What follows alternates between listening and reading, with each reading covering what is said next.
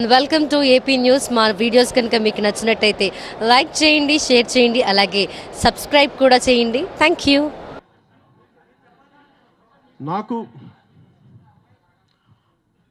పాదయాత్రలు చేస్తానా లేదంటే ప్రజల్లోకి వెళ్ళాలి నేను నాకేమవుద్దంటే నాకు పాదయాత్ర చేయడానికి నేను చాలా సంవత్సరాల నుంచి సిద్ధంగా ఉన్నాను. అంటే 2014 సిద్ధంగా ఉన్నాను. ఇప్పుడు నా కారే నాకు వెళ్ళనివ్వరు. అది నా సమస్య.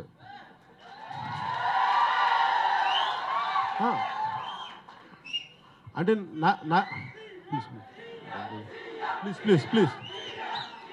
ప్లీజ్ అమ్మా ప్లీజ్ దయచేసి అంటే నేను అనేది ఏంటంటే నాకు పాదయాత్ర కానీ నిజంగా నన్ను అభిమానించే ప్రతి ఒక్కరు కానీ జనసేన అభిమానించే ప్రతి ఒక్కరు కానీ సహకరించగలిగితే నేను ఖచ్చితంగా పాదయాత్ర చేస్తాను. అది నేనేంటంటే ప్రజల్లోకి వెళ్ళడానికి నేను అది రకరకాల దారులు, ఒకటి పాదయాత్ర కావచ్చు, ఒకటి ప్రజల్లోకి వెళ్ళి రోడ్ షోలు కావచ్చు, లేదంటే మీటింగ్స్ కావచ్చు, లేదంటే 1-on-1 మీటింగ్స్ కావచ్చు, మేధావులతో ఆ ప్రాంతాలతో ఉన్న మేధావులతో మీటింగ్ కావచ్చు, ఆ రోజు మీ సమస్యల మీద మీటింగ్ కావచ్చు, రకరకాల మీద నేను విధానాలతో నేను ప్రజల మధ్యలోకి వెళ్తాను. అంటే నేను మిగతా వాళ్ళు వెళ్ళటానికి నేను వెళ్ళటానికి చాలా తేడా ఉంటుంది సార్.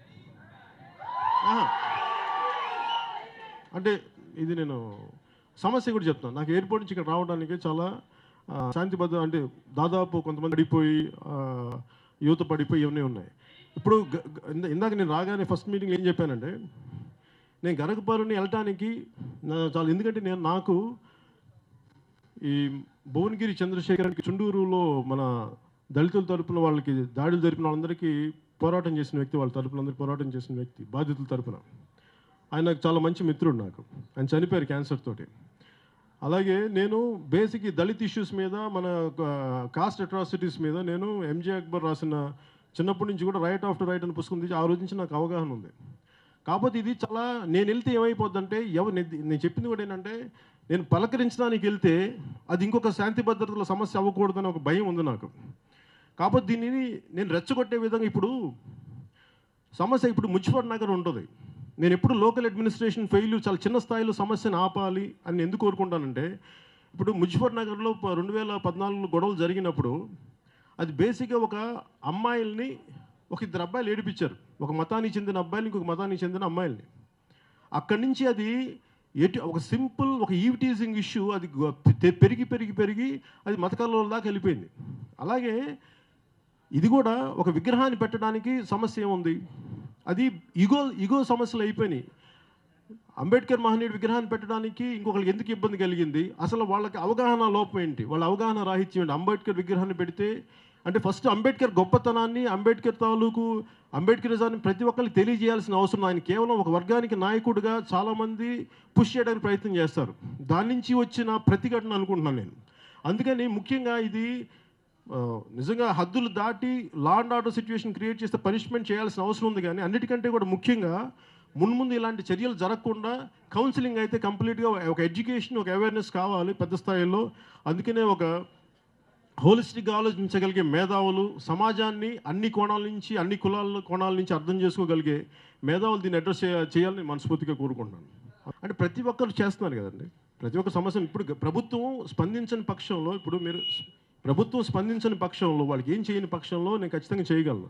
ప్రభుత్వం ఇప్పుడు నాకేమైపోద్దని ప్రతి ఒక్కరు వెళ్ళిపోయి, ఒకసారి నేను మన కాకినాడలో బ్లో అవుట్ ఒక ఇన్సిడెంట్ జరిగింది, ఫైర్ ఇన్సిడెంట్.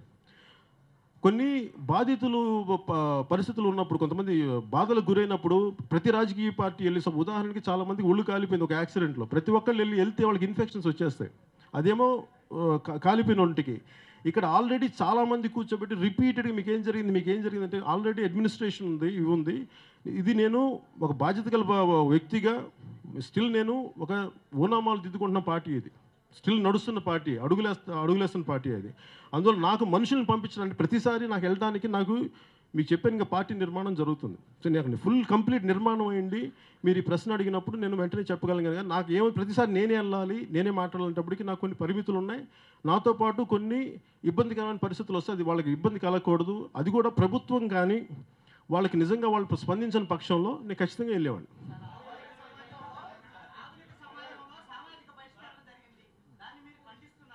ఖచ్చితంగా ఖండిస్తున్నాను, దాంట్లో అనుమానమే లేదు.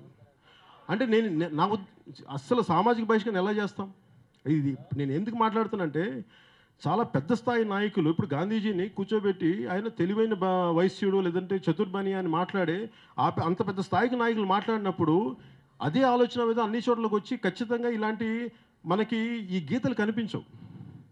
సరిహద్దులు మనం వేసే ఫిజికల్ సరిహద్దులు కనిపిస్తాయి కానీ మనసులో వేసే హద్దులు బయటికి కనిపించవు. అందుకని మీరు చెప్పే సామాజిక భాషని ఖచ్చితంగా నేను దాన్ని తప్పని నేను ఖచ్చితంగా చెప్తున్నాను. నేను దాన్ని యాక్సెప్ట్ చేయట్లేదు. కాకపోతే దాన్ని ఆ మాట్లాడే విధానంలో నేను ఎట్లా తిట్టాలి? ఇప్పుడు నేను రెచ్చగొడితే ఏమవుద్దంటే ఇప్పుడు నేను మాట్లాడచ్చు ఒక సమస్య ఎక్కడ వస్తుంటే లా అండ్ ఆర్డర్ని ఎవరి చేతిలోకి తీసుకోలేము. నేను బాధ్యతగానే మాట్లాడాలి. అందుకని వాళ్ళు విధించిన ఆ వెలిని అనేదాన్ని ఖచ్చితంగా దాన్ని నేను ఖండిస్తున్నాను.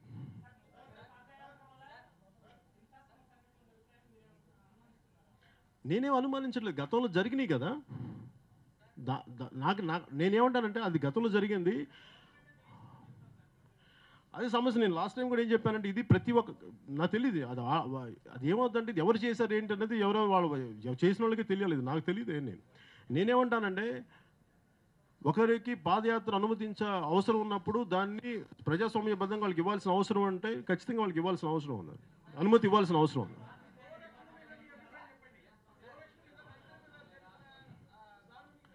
నేను ముందు నుంచి చాలా రోజుల నుంచి స్పందిస్తున్నాను సార్. అది నేనేమంటానంటే నాకు ఇంట్లో నేను నా ఫామ్లో నా గోశాల ఉంది. అలాగే భారతదేశ సమాజం రకరకాల ఆచార వ్యవహారాలు ఉన్న సమాజం, చాలా డిఫరెంట్ కమ్యూనిటీస్ ఉన్న సమాజం. ప్రతి ఒక్కళ్ళకి వాళ్ళ ఆచారాలు వాళ్ళ అలవాట్లు వేరు. ఎవరికి ఇబ్బంది కలిగించిన పక్షంలో ఆల్రెడీ ఉన్నదాన్ని ఎవరికి ఇబ్బంది నేనేమంటానంటే చట్టం బలంగా అమలు చేయాలంటే గోవాలో ఒకలాగా నాగాలాండ్లో ఒకలాగా పెట్టడం కాకుండా దేశం అంతటా ఒకేలాంటి చట్టం ఉంటే దాన్ని అర్థం చేసుకోగలం. ఎందుకంటే మనకి ఈ సౌదీలోనూ ఒంటిని చంపరు. సౌదీలో గల్ఫ్ ఏరియాస్లో ఒంటిని చాలా ఇదిగా చూస్తుంటారు వాళ్ళు, మాంసాహారులు అయినా సరే. అలాగే ప్రతి కంట్రీకి ప్రతి దేశానికి వారికి వచ్చి కాపాడుకునే కొన్ని ఉంటాయి. అలాగే మనకు కూడా గోవు అనేది చాలా పవిత్రమైంది. నేనేమంటానంటే అది దానికి ఇబ్బందిగా దానికోసం మనుషులను చంపేయడం, తీసుకెళ్తున్న అనుమానంగా చంపేయడం ఖచ్చితంగా అది ఖండించదగ్గ విషయం. నాకు మనస్ఫూర్తిగా నాకు ఇప్పుడు వ్యక్తిగతంగా నాకు ఎప్పుడు నచ్చలేదు. నేను పదే దాన్ని ఖండిస్తూనే ఉన్నాను. Please subscribe to AP News.